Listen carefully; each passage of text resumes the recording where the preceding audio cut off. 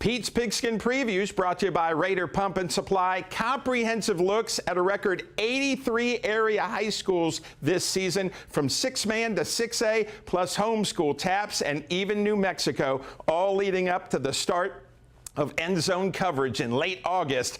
Time to preview another school. Give us your how Nazareth finished up last year.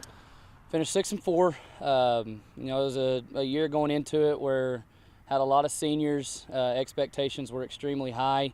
And you look at a 6-4 season, didn't make the playoffs, but had a lot of really good things that we saw throughout the year. Obviously didn't meet those expectations and standards that we had set for ourselves, but it was a good year overall. A lot of kids had to step up in a lot of different ways, had a lot of crazy things go on through the fall between injuries and just different events that occurred, and had to really see how kids were going to adapt and handle adversity. And I think that as a coach, when you see young men handle things that way, you can always get a positive aspect out of it. And we saw a lot of that throughout the year. So very pleased with how that outcome was. And then what are your thoughts for 2025 for the Swifts?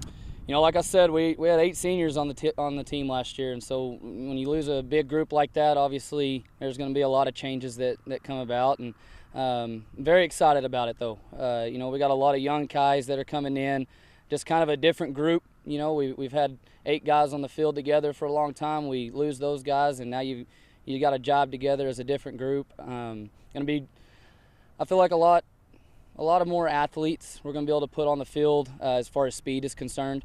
Going to be able to do a little different things, and so looking forward to that, and I think it's going to be a pretty exciting year.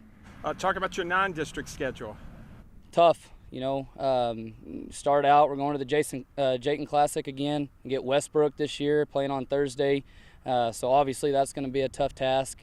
But looking forward to it. I think it's going to be really good to see a team like that early in the year. And then you got Borden County right after that, get them at home this year. That was a really fun game last year, a cool atmosphere, so expecting big things from that.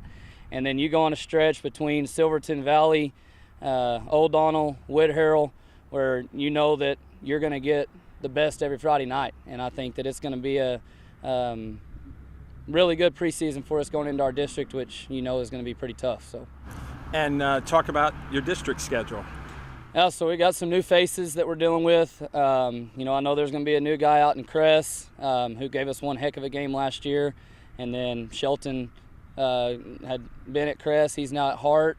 He's going to do good things there. And then you've got Spring Lake and Happy in there who, they're always really, really good football programs. And so, we're going to have to get through that preseason healthy. That's going to be a big task that we have. But once we get in district play, if we're at that healthy level, I think that we're going to have a good opportunity to compete for a district title. So. And what are the goals this year? Obviously, first and foremost is a district championship. That's where we want to set our level at. Go get a district championship, and then week after week continue to build and win and see how far it runs.